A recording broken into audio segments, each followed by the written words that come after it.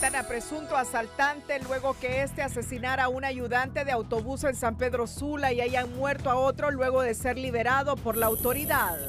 Detención judicial para policías de la Dipanco que lideraban red criminal de asalto y extorsión, entre otros delitos. Reaparece Yulisa Villanueva diciendo que Angie Peña está viva, que la vieron a inicios de año y revive esperanzas en la familia, pero Coalición de Justicia por Angie pide prudencia. Propuesta de diputada Pichu Zelaya sobre ley especial para la Sisi intenta dar personería jurídica a la misión para una labor más efectiva, aseguran diputados del oficialismo. Comunidad Anticorrupción y juristas advierten que propuesta de la Pichu es cosmética y un modelo de misión que busca ser controlada por el gobierno desde su financiamiento hasta sus integrantes. Sociedad Civil pide al gobierno suspender la reserva de secretividad del convenio que se negocia con la ONU para instalar la Sisi porque el mismo es de interés público. Shin Fujiyama llega a la capital en medio de la ovación y agradecimiento por tomar la bandera de la educación a favor del Centro Educativo Experimental de la UNA. Miembros del CIMEC y economistas dicen al gerente de la NE que contratos renegociados no son legales porque debieron ser aprobados por el Congreso como dicta la ley. Este es su noticiero TN5 Estelar con Renato Álvarez y Cristina Rodríguez. Dios mío. Muy buenas noches, Honduras. Bienvenidos a la emisión de este jueves 18 de abril. Mira cómo... Un presunto ladrón fue linchado hasta la muerte este jueves en el barrio Barandilla de San Pedro Sula, en el mismo lugar donde presuntamente acababa de matar a un ayudante de autobús. Según versiones de los testigos, todo comenzó cuando 3 individuos iniciaron un asalto a mano armada a los usuarios de la unidad de transporte que circulaba por la 6 Avenida y 6 Calle del barrio Barandillas, cuando varias personas forcejearon contra los delincuentes. Uno de ellos atacó a disparos al ayudante del bus, provocándole la muerte. Posteriormente, los pasajeros afectados detuvieron y golpearon a uno de los agresores, quien fue trasladado hasta un centro asistencial, pero debido a la gravedad de los golpes murió al llegar al hospital y sus otros 2 compañeros huyeron del lugar. El ayudante del bus fue identificado como Eduardo Osorio, de 31 años, y aún se desconoce la identidad del asaltante muerto. Según se muestra en los videos, el sujeto fue aprehendido por los pasajeros y amarrado. Luego, mientras estaba en el suelo, comenzaron a golpearlo a puntapiés y con piedras.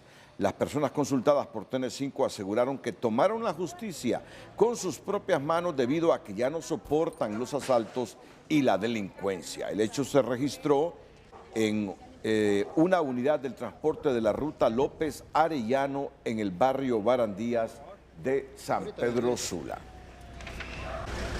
Ahorita.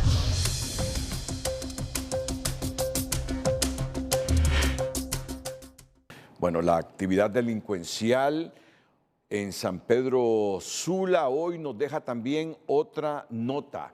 2 jóvenes que habían sido capturados fueron asesinados en la zona norte. Uno fue puesto en libertad este miércoles y hoy amaneció acribillado en Cofradía, donde declaró haber participado en varios asaltos. Al joven le dejaron un mensaje en una cartulina en la que se atribuye la muerte a la población cansada de la delincuencia.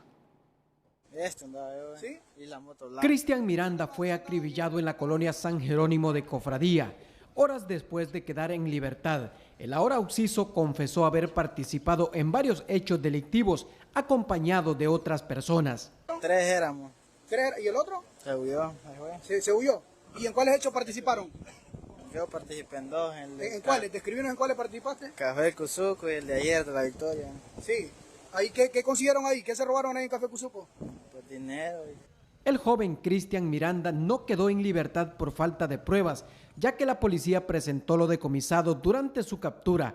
Lo que faltó fue una denuncia de los afectados. Sobre este caso, la policía investiga quién cometió el crimen. Y ninguna persona está facultada para escudarse que se toma la justicia en manos del pueblo. La justicia, estamos los entes competentes que somos los encargados de, somos instrumentos de ella y de aplicarla para someterlos en el debido proceso.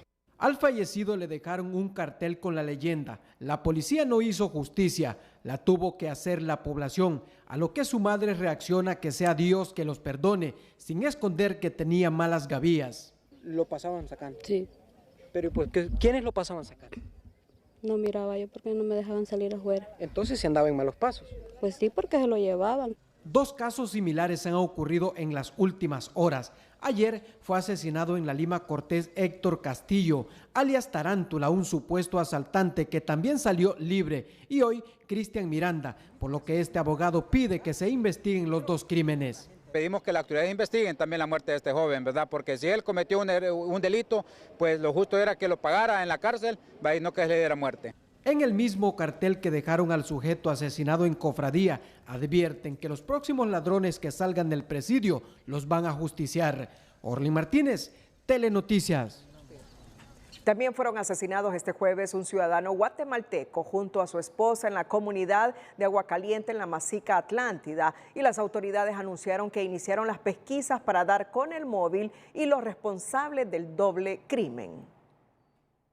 Un hombre de origen guatemalteco junto a su pareja de hogar fueron asesinados la mañana de este día en la aldea Agua Caliente, jurisdicción del municipio de La Masica Atlántida. Se realizó el reconocimiento de 2 cuerpos sin vida, una fémina que se encontraba el cuerpo sobre la carretera CA13 del mismo lugar. A escasos metros de dicho lugar, en una vivienda en el interior, se encontró también el cuerpo sin vida de un varón, el cual, según información, la fémina respondía en vida a nombre de Maritza Vázquez y el varón respondía a nombre de Walter Chávez. De acuerdo a información preliminar, el hombre había llegado hace unos días a la zona, por lo cual las autoridades policiales realizaron diferentes acciones y enviaron un equipo especial para poder indagar e investigar el caso. A través de sus diferentes unidades, tanto de inteligencia como de investigación, ejecutan operativos en diferentes sectores, saturaciones también, diligencias investigativas que den con el paradero de los presuntos responsables para ponerlos a disposición de las autoridades competentes. Los cuerpos de la pareja fueron traídos hasta las instalaciones de la morgue de medicina forense en la ciudad Puerto de la Ceiba para realizar la acción tal y como lo establece la ley. En la Ceiba, Naún Monge, Telenoticias. La viceministra de Seguridad, Yulisa Villanueva, retornó a la escena mediática al asegurar que existen nuevas pistas del paradero de Angie Peña, desaparecida hace 2 años. Dijo que ella está viva, que saben quién la tiene y que fue vista a inicios de este año, y que la captura de una red de trata en Roatán estaría relacionada con el caso. La familia de Angie Peña reaccionó con esperanza, pero la Coalición por la Justicia para Angie Peña pide ser prudente y califica de irresponsables las expresiones de la subsecretaria de Seguridad. El caso de Angie Peña revivió este jueves luego que la subsecretaria de Seguridad, Yulisa Villanueva, informara con contundencia: sabemos quién la tiene y qué sucedió alrededor de su rapto. La funcionaria incluso afirmó que la joven fue vista este año recientemente y que algunos detenidos hoy en Roatán, involucrados en una red de trata, están relacionados con la desaparición de la joven. Sabemos quién la tiene y sabemos qué sucedió alrededor de su rapto. Sabemos qué fue lo que sucedió y precisamente de eso es lo que se está trabajando activamente en este momento. Sin duda alguna, hay relación entre ellos y, por supuesto, una persona que está detenida desde el mes de agosto del año pasado. Para los familiares de Angie Peña, las esperanzas revivieron este jueves con los avances informados por la subsecretaria de Seguridad, Yulisa Villanueva, luego de 2 años de total incertidumbre y de haberles engavetado el caso, aseguran. Esto abre una esperanza para encontrar a nuestra hija. Realmente tuvimos que esperar más de 2 años para poder llegar a este punto. Y le doy gracias públicamente a la doctora Yulisa Villanueva y al nuevo fiscal Joel Zelaya, que fueron los que interpusieron sus buenos oficios para que esclarecer lo que envuelve el caso de mi hija, ya que el caso de mi hija estaba engavetado por los antiguos fiscales y no se movía. Pero en la coalición por la justicia para Angie Peña y su familia no impera la esperanza. Al contrario, las declaraciones de Yulisa Villanueva les dejan un mal sabor de boca y las califican como irresponsables. Señalan que la funcionaria de seguridad solo busca popularidad. Es una gran irresponsabilidad de la doctora Yulisa Villanueva, precisamente porque está con esas declaraciones alertando a los secuestradores o red de trata que tiene secuestrada a Angie, por un lado. Por el otro lado está sembrando falsas expectativas a sus familiares, que ellos han pasado por un proceso sumamente doloroso. Sembrar expectativas es algo muy serio y muy delicado, solo por lamentablemente protagonizar en esta sociedad. Angie Peña, una joven universitaria de 24 años de edad, desapareció el 1 de enero del 2022 luego que saliera en una moto acuática en la isla de Roatán mientras se encontraba de vacaciones junto a su familia y hasta ahora no se volvió a saber de ella. Los activistas exigen seriedad en la investigación de este caso, pues esta no es la primera vez que la viceministra Yulisa Villanueva genera altas expectativas, afirmando conocer el paradero de Angie. Gabriela Lobo, Telenoticias. El titular de la Dirección Policial de Investigaciones DPI negó que alguno de los 3 detenidos en una serie de allanamientos realizados este jueves en Roatán por supuestos vínculos con el delito de trata de personas estén relacionados con la desaparición de Angie Peña. Bueno, nosotros andamos en cumplimiento y en el desarrollo de nuestras propias investigaciones. De esa información, pues hasta ahora pues no existe ninguna vinculación por parte de los sospechosos. El proceso de investigación continúa y esperamos nosotros pues ser contundentes en cuanto a este delito, al comportamiento que se ha dado aquí en esta zona insular. La aclaración del director de la DPI fue hecha luego que esta mañana la subsecretaria de Seguridad, Yulisa Villanueva, asegurara que los detenidos estén vinculados con el caso de la joven Angie Peña. El Ministerio Público ha presentado requerimiento fiscal con orden de captura para miembros de una estructura criminal denominada Delta Team, dedicada a elaborar pornografía infantil, trata de personas y otros delitos conexos contra jóvenes y menores de edad en Islas de la Bahía. Esta red, conformada en el año 2019, está integrada por algunos miembros de la Policía Nacional, el secretario del Juzgado de Paz de Roatán y personas nacionales y extranjeras. Sobre los sospechosos hay suficientes indicios técnicos, testificales, referenciales, que han sido proporcionados por ciertas víctimas y en el desarrollo de estas investigaciones. A los sospechosos se les investiga por los delitos siguientes. 1. Trata de personas, pornografía infantil, asociación para delinquir, tráfico de drogas, entre otros delitos. En el desarrollo de la operación coordinada por el Ministerio Público se aseguraron bienes inmuebles utilizados por la red para el abuso de las víctimas como The Dog Resort, Happy Harris Hideaway, Icagel y Ipanema. 3 de las personas acusadas identificadas por la Unidad de Trata de Personas del Ministerio Público fueron capturadas: Harold Green, William James Murdoch y Gustavo Trejo, y queda pendiente de captura Anthony Frank Grayson. Esta estructura criminal y pensamos nosotros que esto pues va a continuar, la investigación se sigue desarrollando y posiblemente en los próximos días, próximas semanas puedan haber más capturas. El Ministerio Público revela que esta investigación sobre esta red inició con la captura del ciudadano estadounidense Gary Lee, a quien se relacionó con la desaparición de la joven hondureña Angie Peña. Pero mira que involucran a policías y servidores judiciales. Y que las víctimas eran niñas, miren ustedes. Miren ustedes estas redes criminales, según las investigaciones de la institucionalidad hondureña, cómo funcionan. Involucran a policías y servidores judiciales en estas redes que afectan a niñas hondureñas. Miren la situación, qué compleja.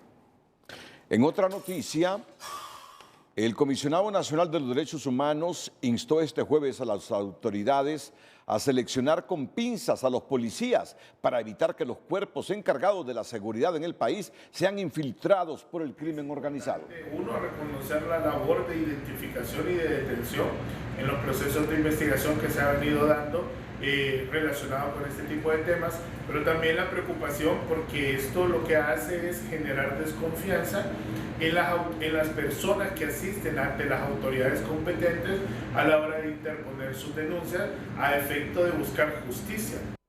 Datos preliminares revelados por el CONADE establecen que hasta febrero de 2024, este ente estatal atendió en el marco del estado de excepción más de 400 quejas que involucran a agentes y oficiales del orden público como supuestos responsables de violentar los derechos humanos de la población.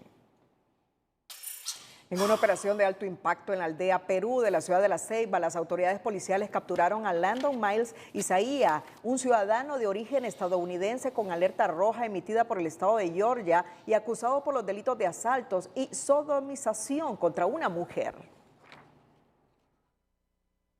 Banco en estas últimas horas en la aldea Perú de esta ciudad de La Ceiba ha dado detención a un norteamericano de nombre Landon Miles por tener orden de aprehensión de un tribunal de Georgia, Estados Unidos, por los delitos de asalto y sodomización contra una mujer. En la alerta roja está tipificado como una persona peligrosa y que anda armado y violento y que puede cometer delitos sexuales que involucren a mujeres.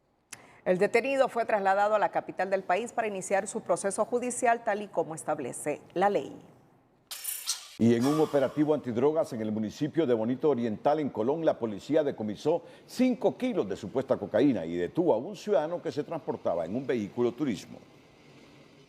Se detuvo un ciudadano en un vehículo turismo, en cual al momento de inspeccionarlo y hacerle todo el procedimiento que corresponde, pues le encontraron 5 kilogramos de supuestamente cocaína. ¿Un detenido o es algo? Sí, por el momento tenemos un detenido. Claro, siguen las investigaciones para ver si no hay más involucrados en este tráfico de droga. Y con el sector de Olancho, el ciudadano, de ahí de Olancho, la persona que está detenida. ¿Iba de Colón para Olancho? Sí, el sector de Colón hacia el sector de Olancho. Y fue interceptado casi en la línea entre Olancho y Colón. Según la policía, el detenido habría salido del departamento de Gracias a Dios e iba rumbo al departamento de Olancho, al cual se le daba seguimiento. El capturado, junto a las pruebas, fue trasladado a la capital para que un juez de jurisdicción nacional conozca su caso. La paciente de 2 años, identificada como Mary Gired Ordóñez, quien fue trasladada este jueves desde Puerto Lempira a Tegucigalpa en un avión ambulancia de la Fuerza Aérea Hondureña, falleció poco tiempo después de su ingreso al Hospital para Niños Quemados Fundaniquén a causa de las quemaduras de segundo grado en un 75% a nivel corporal, informaron autoridades médicas del centro asistencial que indicaron que el estado de salud de la menor era delicado. Otro menor, hermano de Mary Gired, falleció también por severas quemaduras en su cuerpo a consecuencia de un incendio que consumió la vivienda en el municipio de Aguas, gracias a Dios, donde ambos vivían con su madre, quien cargó a su hija en el traslado hacia Tegucigalpa.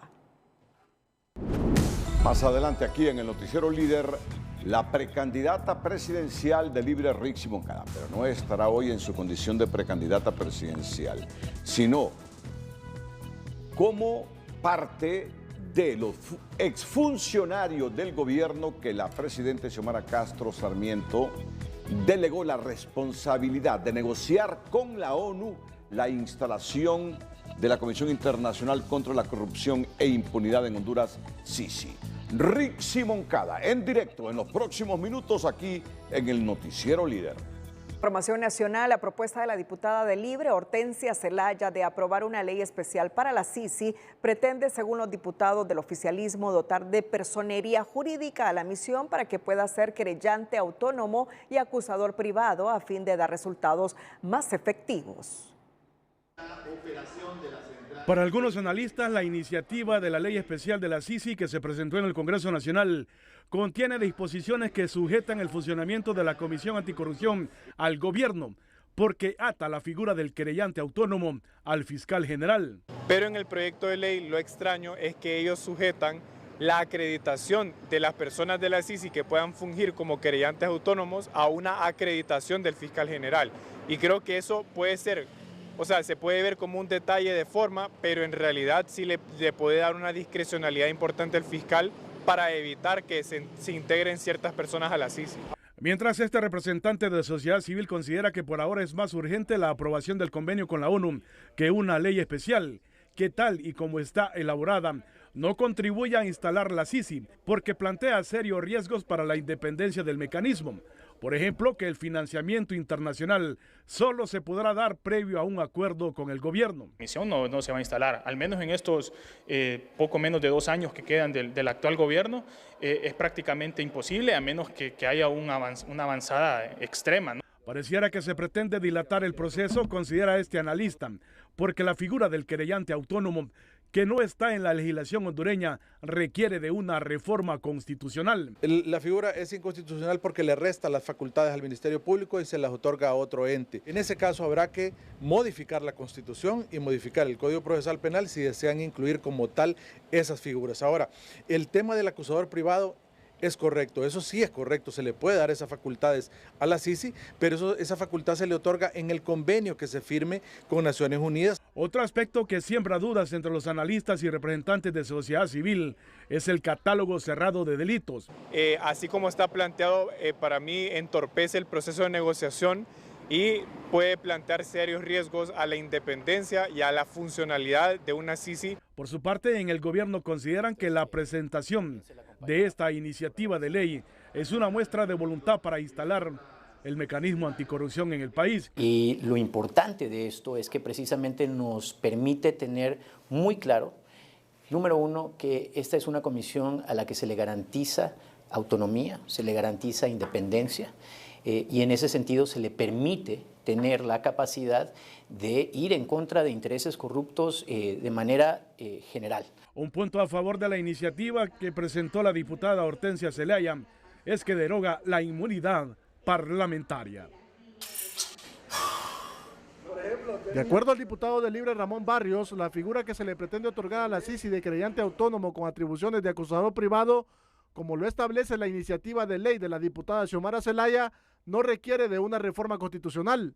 Y sobre todo, creo que el proyecto tal como lo ha presentado la congresista no necesita reforma a la Constitución, porque la figura que está utilizando es una figura de querellante privada o particular, dada una organización como la Sisi, para que pueda presentar requerimientos públicos sobre delitos de orden público. Estamos hablando de delitos contra la corrupción. Pero el abogado penalista Félix Ávila opina que dentro del proyecto de decreto se incluye un artículo de la Ley Orgánica del Poder Legislativo que requiere una reforma constitucional. De alguna u otra manera lleva implícita una especie de trampa. ¿Por qué? Porque la iniciativa de ley en principio podría aprobarse con una mayoría simple. Sin embargo, dentro de esa ley que propone la diputada Hortensia, va ahí la propuesta de reformar el artículo 10A de la Ley Orgánica del Poder Legislativo. ¿Qué pasa con esta reforma? Se trata de una ley orgánica de tipo constitucional que requiere de una mayoría calificada para su reforma. Pero alcanzaría, hay reformas dentro que requieren 86. No, todas, este proyecto, todo lo que va en el proyecto, 65 votos. En noviembre del 2022, Xiomara Zelaya presentó una iniciativa para dotar de personalidad jurídica a la Sisi, pero esta consistía en realizar una reforma al artículo 232 de la Constitución, pero no se logró los consensos, por lo que se decidió presentar esta nueva iniciativa que solo requiere de 65 votos para ser aprobada. Sin embargo, Ávila es del criterio que no se necesita, ya que lo único que se debe hacer es aprobar el convenio con la ONU. Lo que pasa es que al haber un convenio entre Honduras y las Naciones Unidas es un tratado internacional. Y ese tratado, al ser aprobado por el Congreso de la República, tiene los efectos de una reforma constitucional. Entonces no habría ningún conflicto entre el convenio y la Constitución. Ávila explicó a Telenoticias que una vez aprobado el convenio se debe proceder a realizar las reformas a los artículos 100 y 184 del Código Procesal Penal para que la Sisi pueda ejercer la acción penal junto al Ministerio Público. Entonces lo que se necesita es hacer la reforma procesal, que puede ser en el artículo 100 del Código Procesal Penal y el 184, lo que yo ya lo he estudiado desde el punto de vista académico y lo he plasmado ya en escrito. Y entonces dos reformas que se diga de que la Sisi tiene la misma capacidad para hacer investigaciones y ejercitar la acción penal igual que lo hace el Ministerio Público. Por su parte, este abogado constitucionalista considera que es un proyecto de decreto salvavidas para mantener vigente el tema de la Sisi, porque hasta el mismo organismo internacional aclaró que se necesitan reformas constitucionales para blindar el mecanismo anticorrupción. Todos los sectores y todas las diferentes, incluso peticiones que hicieron las misiones exploradoras, hablaban de reformas constitucionales. Indiscutiblemente tendrá que pasar por una reforma constitucional, independientemente del punto de vista o de la argumentación que quieran darle los diputados que quieren esa ley para justificar que con eso puede venir la CICI. En cuanto al ambiente en el Congreso Nacional, los diputados oficialistas son del criterio que hay más probabilidades para lograr los 65 votos para aprobar la iniciativa de Xiomara Hortensia Zelaya. Para la extractora Julieta Castellanos, la propuesta de ley de la diputada de Libre Hortensia Zelaya, conocida como la Pichu, para que la Comisión Internacional contra la Corrupción e Impunidad en Honduras, CICI, tenga la facultad de ser querellante, autónomo y acusador privado, es una jugada política partidaria para consumo local y para que su partido no tenga tan malas calificaciones entre los electores por incumplir la principal promesa de la campaña del actual gobierno. Se acerca la campaña electoral, ya viene la convocatoria y eso se lo van a sacar la oposición y los miembros de su propio partido. Están previniendo eso. Lo que ha presentado ayer la diputada Hortensia Zelaya, ella es una política como toda su familia y lo que ha presentado es una iniciativa para decir, miren, seguimos interesados. Según la exrectora, esta iniciativa va más allá de las capacidades de propuesta de la diputada Hortensia Zelaya, pues en el fondo está impresa la intención del partido oficialista de no salir tan mal parado en las próximas elecciones generales por no cumplir con instalar la CICI en el país en los primeros meses de gobierno, como fue la promesa en el discurso presidencial. Bueno, tengo a la abogada Rixi Moncada, la tenemos, todos los que hacemos el noticiero TN5 Estelar. Abogada, quiero verla. Muchísimas gracias. Quiero verla. Mire, vea usted y escuche usted cuántas aristas, ¿verdad? Sí, cuántas aristas. Y yo quiero que la gente entienda. Yo quiero que el hondureño con títulos universitarios, sin títulos universitarios, con educación media, sin títulos de educación media, solo con educación primaria, sin educación primaria, entienda lo que estamos hablando. Porque fue una promesa de ustedes como partido antes de las elecciones. Traer un mecanismo anticorrupción a Honduras. Porque nuestras instituciones, cooptadas por los intereses políticos y hasta por el mismo narcotráfico, no nos permiten hacer una justicia contra la corrupción, que es un flagelo que nos empobrece. Entonces, por eso le pido, simplifiquemos esto, no lo enredemos, que la gente lo entienda. Hasta el momento y después de 2 años no tenemos un mecanismo anticorrupción instalado en Honduras como ustedes lo prometieron. Pero viene la Pichu, digo la Pichu en el sentido más respetuoso, porque así la conoce la mayor parte de hondureños, Hortensia Xiomara Zelaya, que es diputada, y reactiva este tema de la CICI y menciona 2 figuras. ¿Cuáles son las figuras nuevas, Cristina? Ahí los tienes. Querellante autónomo y acusador privado. Le pedí hoy a Félix Ávila, antes de que usted intervenga, abogada. Abogado, necesitamos reforma constitucional y 2/3 partes para la figura del querellante autónomo. ¿No me dice? No, no lo necesitamos. Pero sí necesitamos, para eliminar eso de la inmunidad de los diputados, no solo las 2/3 partes, las 3/4 partes de los diputados. No sé por qué metieron eso de la inmunidad, me dice. Por favor, explíqueme cómo reactivamos en el interés de Honduras, porque la mayor parte de Honduras pensamos que el país en este momento, hasta tanto no recompongamos su institucionalidad, incluida la Corte Suprema de Justicia y el Ministerio Público, necesitamos un mecanismo internacional anticorrupción que venga a hacer justicia y combata la corrupción en el país. Explíquenos, por favor, los alcances de esta iniciativa de la diputada Hortensia Xiomara Castro.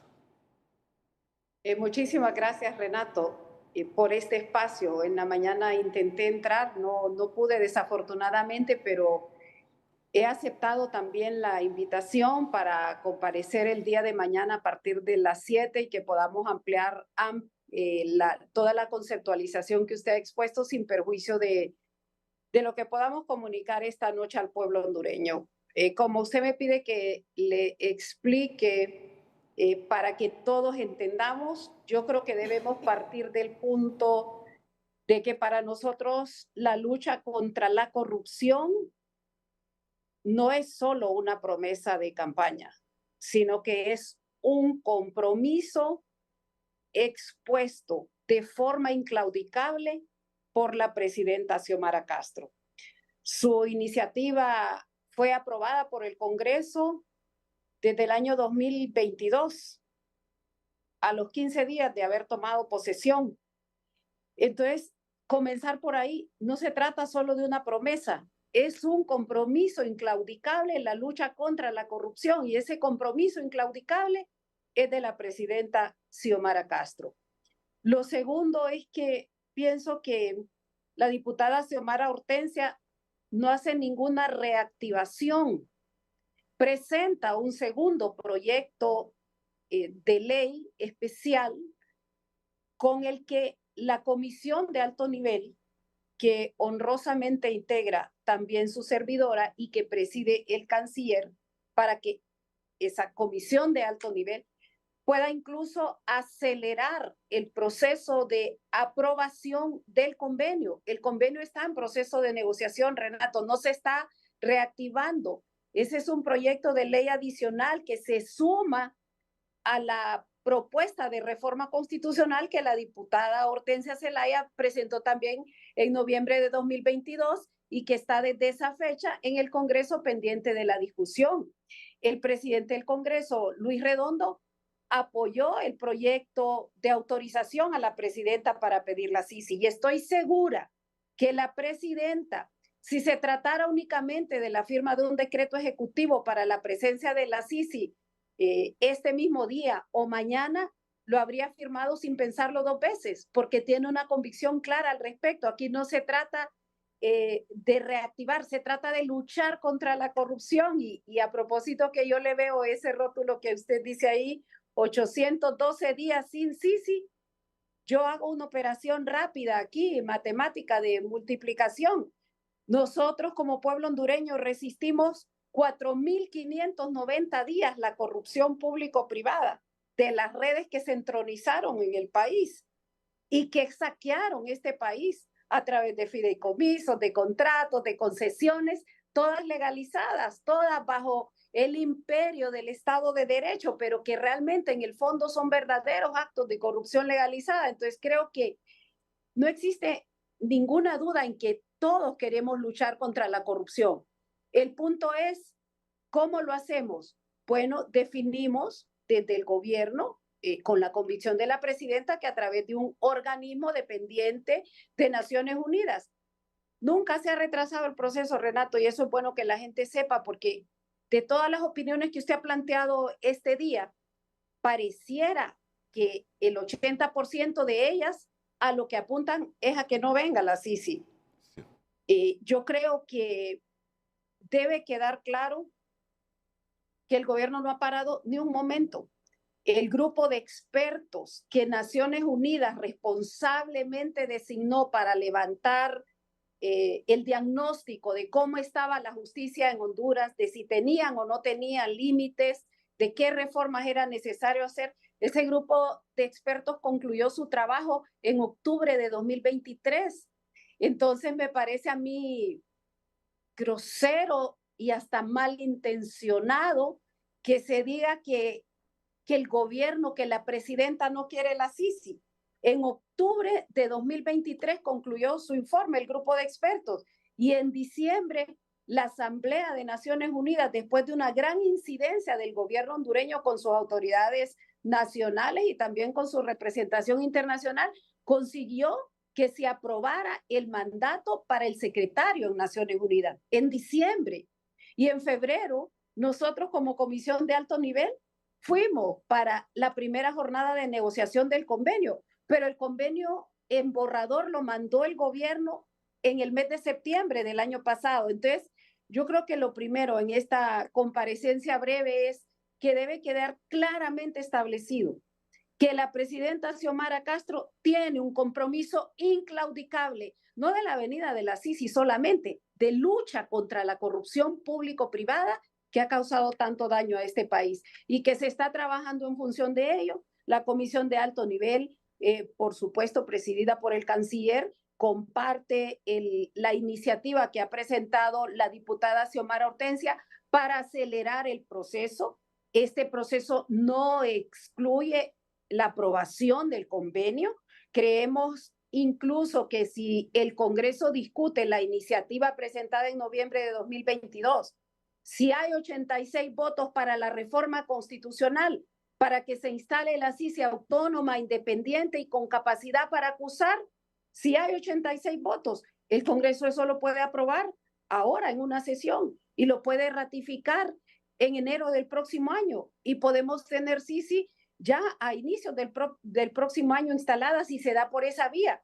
Pero si no se da por esa vía, si se da por la vía de la reforma legal, donde hay muchas formas, la técnica legislativa es amplia, se puede hacer una reforma expresa de la ley del Ministerio Público, se puede hacer una reforma expresa en el Código Procesal Penal, pero ahora la diputada Xiomara Hortensia optó por una ley especial para instalación de la CICI que implica una reforma tácita, porque autoriza, porque da facultad y reconocimiento jurídico como querellante autónomo con atribuciones y con competencias de acusador privado. Y ahí hay obviamente una derogación o una ampliación tácita de esa facultad. Pero queda condicionado a la última palabra del fiscal general y eso es lo que nos preocupa. Es como el financiamiento.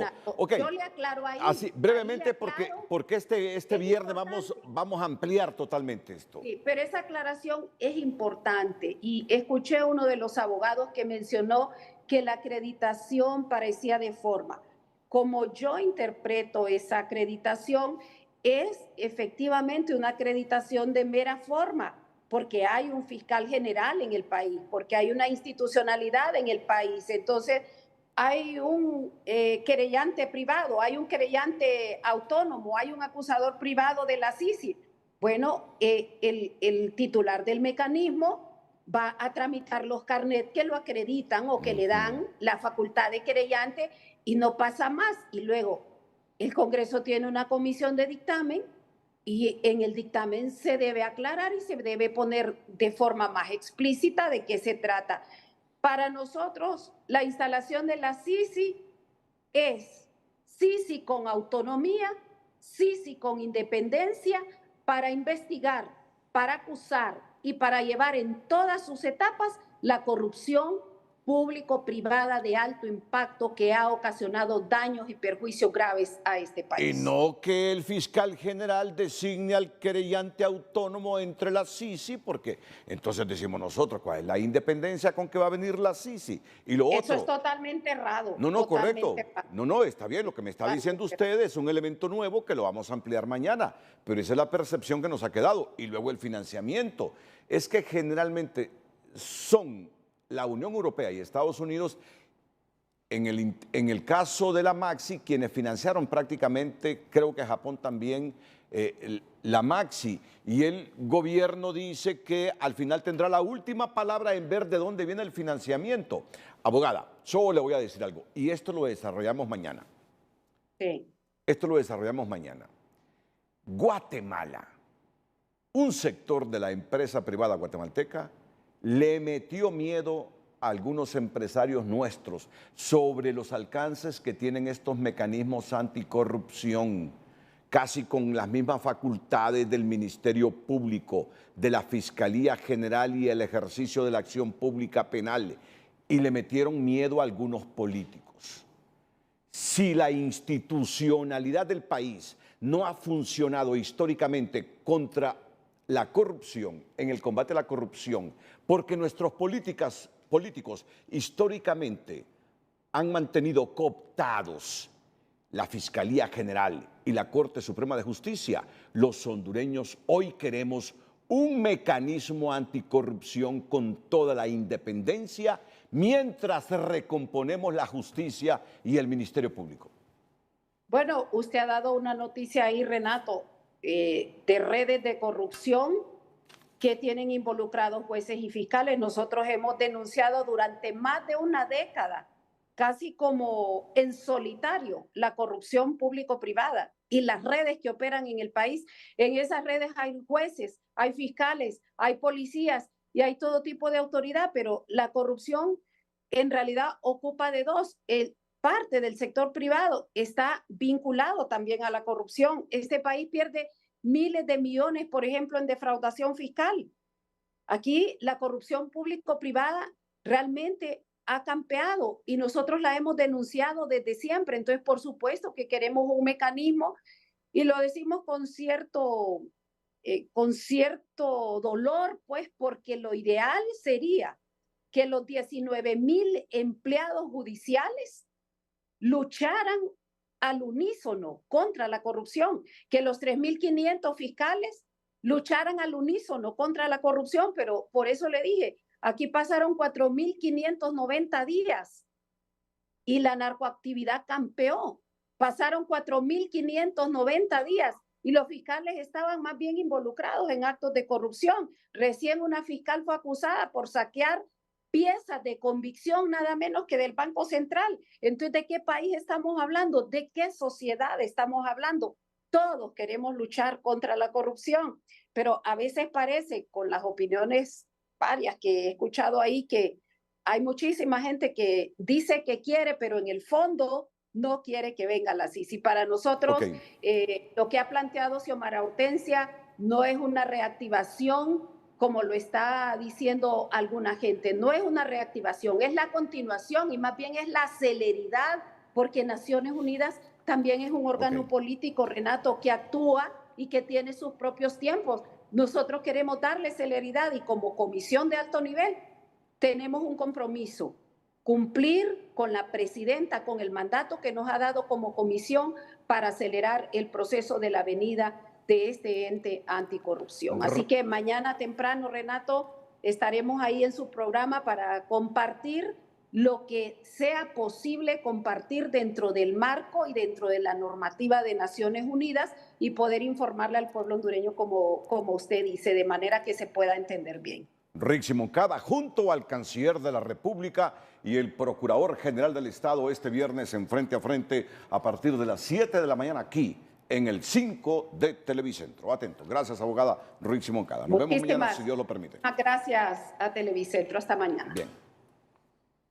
Para organismos de sociedad civil, ha llegado el momento de transparentar las negociaciones del convenio de la CICI entre la ONU y el gobierno a fin de suspender la secretividad que ha impuesto la Cancillería hondureña. Sostienen que la CICI es una acción de interés público en donde lo público debe ser conocido por la ciudadanía y no cabe la reserva de información. La decisión de reservar información por parte del gobierno en el proceso para firmar el convenio e instalar la Comisión Anticorrupción en el país se debe revertir y dar apertura a elementos claves de la negociación, recomiendan actores de sociedad civil. Que los elementos torales, por ejemplo, de la negociación del convenio, del tiempo, de la ruta a seguir por parte de estas comisiones, debe de transparentarse. De lo contrario, podrá haber mucha opacidad en el proceso y también podrán haber elementos que no garanticen totalmente la lucha contra la corrupción dentro del convenio. Las organizaciones de sociedad civil y todos aquellos gremios y movimientos tengan una participación durante el proceso de la CICI. La representante de las Naciones Unidas en Honduras dijo que respeta la decisión del gobierno, pero para la ONU el proceso debería ser abierto. Antes que este proceso se vea lo más transparente posible, como Naciones Unidas es un principio muy claro para nosotros y nosotras. Respetamos naturalmente las decisiones que toma el gobierno de Honduras, pero claro, más transparencia posible, más espacio de intercambio, más oportunidad también para la sociedad civil de sentir que tiene un espacio. Recordámonos que al final la solicitud de un mecanismo internacional no es una solicitud de la ciudadanía de Honduras. Cabe recordar que la Cancillería hondureña en el mes de marzo decretó la secretividad de las negociaciones como recomendación de la ONU. dijo el secretario de Relaciones Exteriores, Enrique Reina. El director del Centro de Estudios para la Democracia considera necesario dar a conocer algunos puntos de las negociaciones para que la población se entere de los alcances antes de suscribir el convenio. Por lo menos las ideas, los planteamientos principales que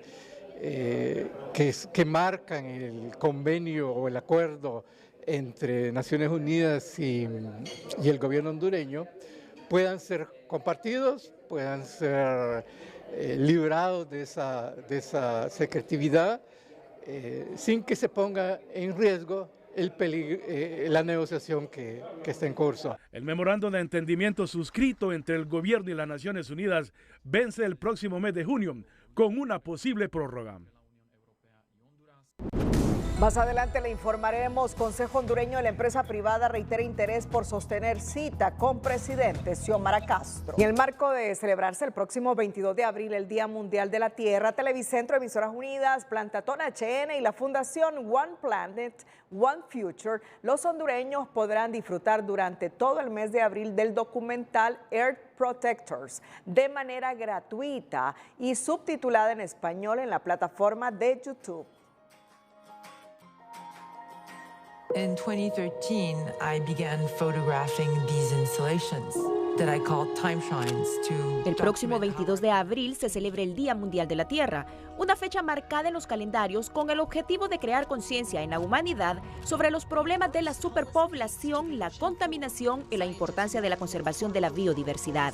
En el marco de esa importante fecha, Televicentro y Emisoras Unidas bajo Plantatón HN realizó una importante alianza con la Fundación One Planet, One Future, un planeta, un futuro, para la emisión del documental denominado Earth Protectors o Protectores de la Tierra, donde se cuenta la historia de diferentes puntos del mundo, resaltando a las personas que dedican su vida a cuidar el planeta. En esta película documental dirigida por Ante Carbusha, una reconocida artista medioambiental, se retrata de manera artística las amenazas y los daños causados por el hombre al planeta, como las sequías, los océanos de plástico y las especies y culturas en peligro de extinción.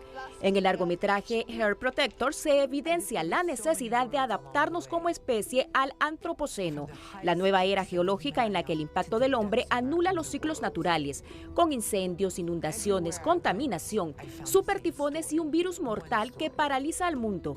Un planeta en llamas y la propagación silenciosa de una enfermedad mortal son pruebas irrefutables de la necesidad de un cambio sistemático. Gracias a la alianza entre Televicentro y Emisoras Unidas, Plantatón HN y la Fundación One Planet, One Future, los hondureños podrán disfrutar durante todo el mes de abril del documental Earth Protectors de manera gratuita y subtitulada en español en la plataforma de YouTube.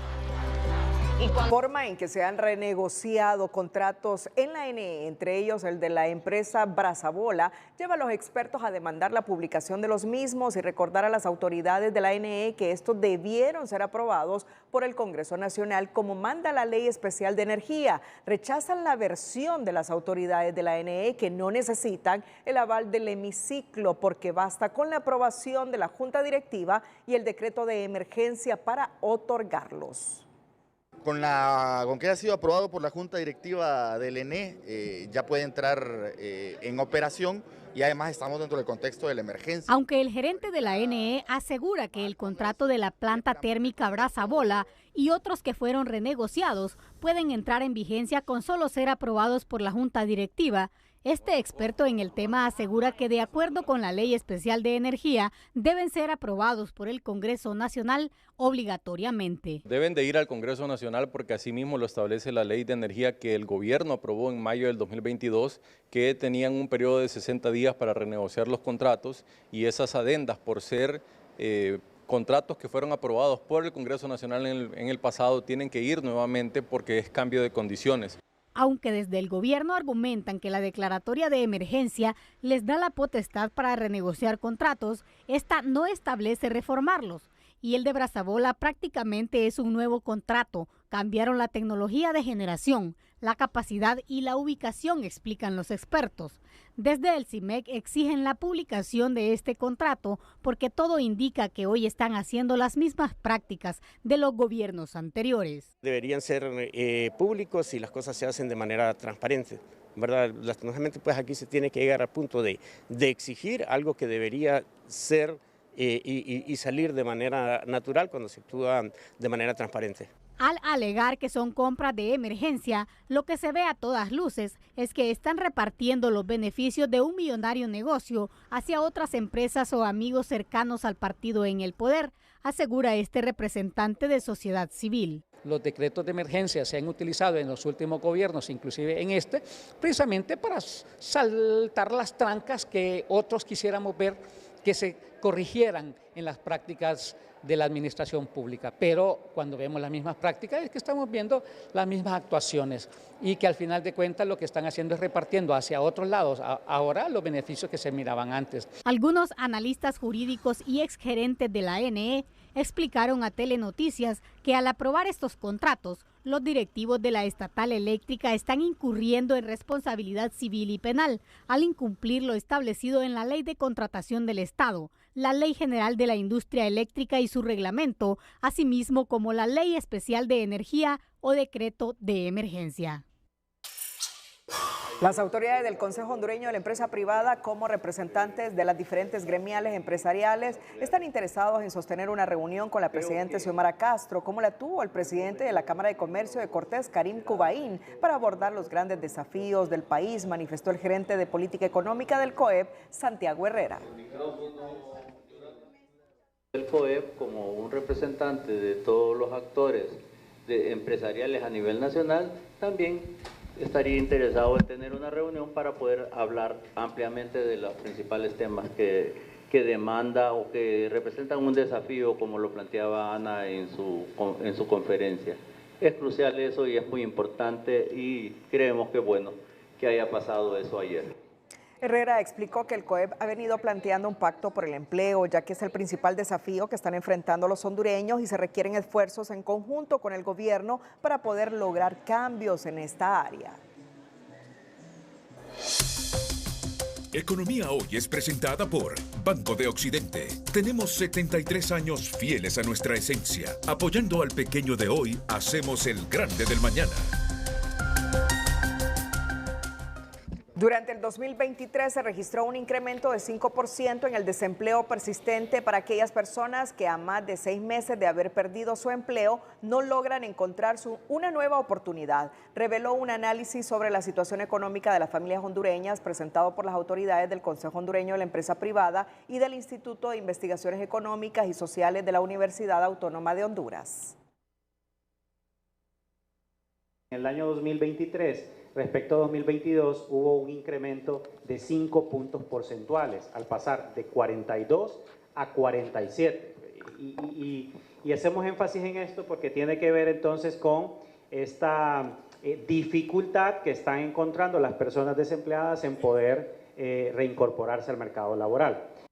Por otra parte, el estudio indica que el aumento del gasto en alimentación, transporte y servicios básicos representaron los principales desafíos económicos para los hogares en el 2023. Resalta un incremento en el gasto en transporte, resalta un incremento también en el gasto en compra de bienes y servicios y en gasto en alimentación. Es decir, estos son los rubros en donde las familias hondureñas muestran un mayor impacto y pues serían focos de atención para poder atender a través de las diferentes políticas públicas que tiene el país.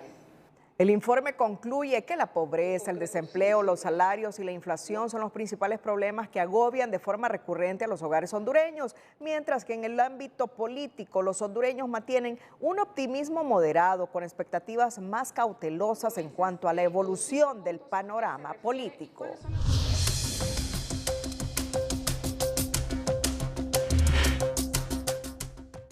La sección del emprendedor de este jueves le muestra cómo las mujeres siguen abriendo brecha en el país. Y en Siguatepeque, una talentosa dama destaca por la elaboración de vestimenta para los trabajadores de la salud con su negocio Siguamedic Confecciones.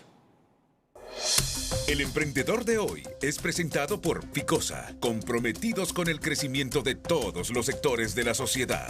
Ficosa, cuando llegas lejos, todos llegamos lejos. Siguamedic Confecciones nace como producto del amor de una madre a una hija para apoyarle en sus estudios universitarios. Desde cero prácticamente tratando de ayudar a mi hija para estudiar.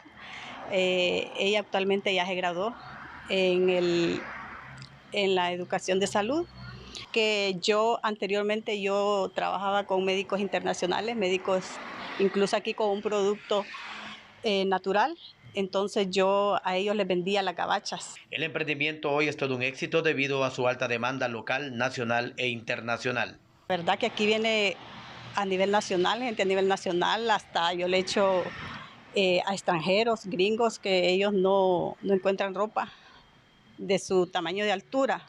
Entonces yo a ellos les confecciono también ropa. La mayoría de los médicos vienen.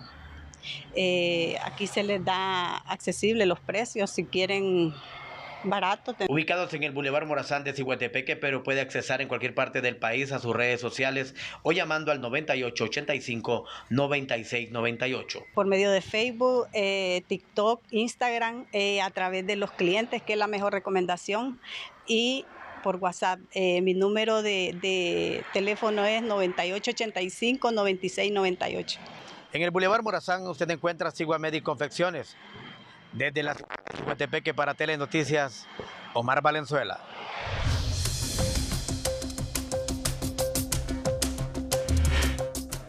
Las reservas internacionales cubren 4.5 meses de importaciones porque han caído en 425 millones de dólares en lo que va del 2024, debido a que se han utilizado 338 millones para el pago de deuda externa y 163 millones que han destinado para invertir en el mercado cambiario ante la alta demanda, según el subgerente de estudios económicos del Banco Central. El 5 de abril de 2024, las reservas internacionales del país ascendieron a 7.131 millones de dólares, equivalente a 4.5 meses de importación de bienes y servicios. En el año, las reservas internacionales del país se han disminuido en 425 millones debido a dos razones fundamentales. 338 millones que se han utilizado para el pago del servicio de deuda externa y 163 millones que el Banco Central de Honduras ha utilizado para intervenir en el mercado cambiario. El funcionario indicó que además de los fondos obtenidos del Banco Centroamericano de Integración Económica, también se agilizarán los desembolsos de los préstamos con organismos internacionales para inversión en infraestructura social y productiva, con lo que esperan fortalecer las reservas. Bueno, atentos porque en los próximos minutos les vamos a tener dos importantes informaciones. Por dos delitos fueron remitidos a los tribunales los 5 agentes de la Dirección Policial Antimaras y Pandillas contra el Crimen Organizado, DIPANCO, capturados tras ser investigados por contactar a personas y cobrar por su rescate. ¿Qué les parece a ustedes? Los agentes comparecieron hoy a los tribunales. Esa noticia. Y lo otro, lo de Chin Fujiyama, que ha llegado a la capital, recibido con mucha ovación, ha logrado la meta para la Escuela Experimental de la UNAM. ¿Y la meta era de cuánto, Cristi? Son 250 kilómetros. No, ese es el recorrido. Ahora, la meta financiera. El monto financiero no lo conocemos. No, pero era de 110,000 dólares para reconstruir este centro educativo dentro de la Universidad Autónoma. Sí. Y mira que recaudaron como 121,000 dólares. Sí, no, fue un éxito. No, gracias. Lo que este muchacho japonés ha hecho, bueno, es un éxito. Es un ejemplo, sí. Sí, hay que verlo sobre todo porque es extranjero. Como un cipote solidario. Sí. Un cipote de mundo solidario. Un cipote de mundo solidario. Sí. No. Nos agrada por él. Y además nos agrada por el país, porque un jovencito japonés, ¿cuántos kilómetros geográficamente hay de Tegucigalpa o de Honduras a Japón? Bueno, y él viene a Honduras y se interesa por Honduras, por eso lo queremos mucho, por eso lo queremos mucho a este muchacho japonés. Pausa y volvemos con todos los detalles. Pero antes, la clave de unas finanzas personales sanas es hacerse de hábitos, y en Educación Financiera te contamos cómo puedes poner en práctica esos hábitos. Educación Financiera es presentada por Banpaís. Regresan las clases y las compras de los útiles escolares. Divídelo todo a 0% interés con tus tarjetas de crédito Banpaís. Evite las deudas innecesarias. Esto se refiere sobre todo a los gastos con tarjeta de crédito. Mucha gente se hace la falsa ilusión de que puede comprar cosas que a fin de mes no puede pagar. Ahorre, por lo menos debe ahorrar el 10% de sus ingresos. Si no logras ahorrar ni esa cantidad, significa que estás viviendo al límite de tus posibilidades. Invierta. El ahorro no es para irse de vacaciones o para cambiar las llantas de tu vehículo. El ahorro es necesario para pasar al siguiente nivel, que es la inversión. Generar más. Si después de hacer su presupuesto se da cuenta que no le alcanza con lo que gana, la fórmula es encontrar la manera de que produzca más dinero. El joven de origen japonés, Shin Fujiyama, logró al final de su jornada maratónica de 250 kilómetros en su trayecto de San Pedro Sula a Tegucigalpa la recaudación de más de 3 millones de lempiras, con los que podrá reconstruir el Centro Educativo Experimental de la UNA y construir una nueva escuela. Muchas dificultades, lesiones, desgarres, problemas no esperados. Detrás de cámara ni se imagina qué es lo que vivimos, pero cada día con mi equipo ellos me han apoyado y vamos con todo con ellos. ¿Cuánto has logrado recaudar hasta el momento? Creo que ya estamos por la meta ya. Yo creo que vamos a poder construir más de una escuela.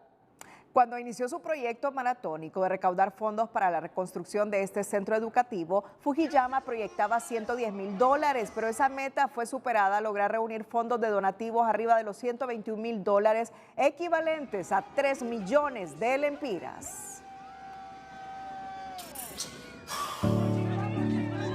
Con un visible cansancio en su rostro y con las secuelas del agotamiento a causa de su recorrido, Shin Fujiyama concluyó hoy su meta en Tegucigalpa, donde fue ovacionado por centenares de personas que lo esperaban en las instalaciones de la Universidad Nacional Autónoma de Honduras, donde funciona el Centro Educativo Experimental que reconstruirá. El influencer demostró cómo se hacen las cosas con amor por los niños de Honduras sin ser hondureño.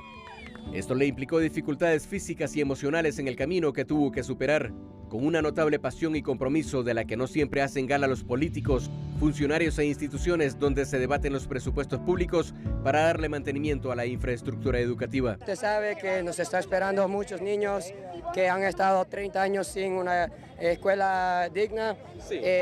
Tenemos que reconstruir esa escuela ya, porque está literalmente colapsando. Y juntos con ustedes estamos lográndolo.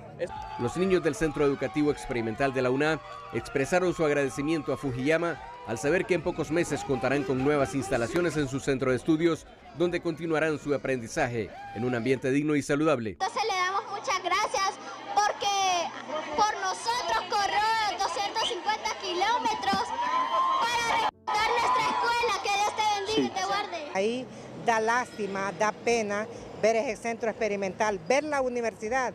Es como que usted en su casa vea su cuarto con jacuzzi, la sala con aquellos asientos pullman, y usted va a otro cuarto y a otros servicios o baño que da tristeza. Consultado sobre el tema, el rector de la UNA, Odir Fernández, quien se unió a la carrera maratónica de Fujiyama, afirmó que la contribución de la principal casa de estudio del país se limita a proporcionar el terreno para que el centro escolar funcione dentro de sus instalaciones.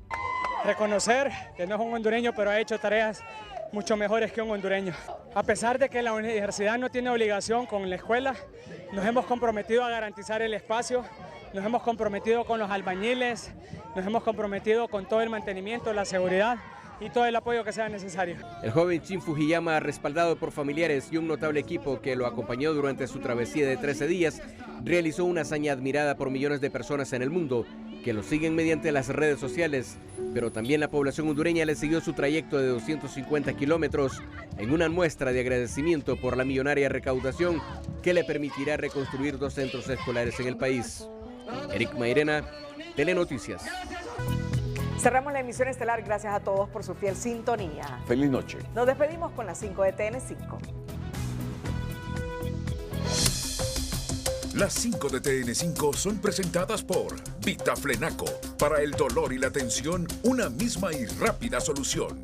¡Que le den Vitaflenaco!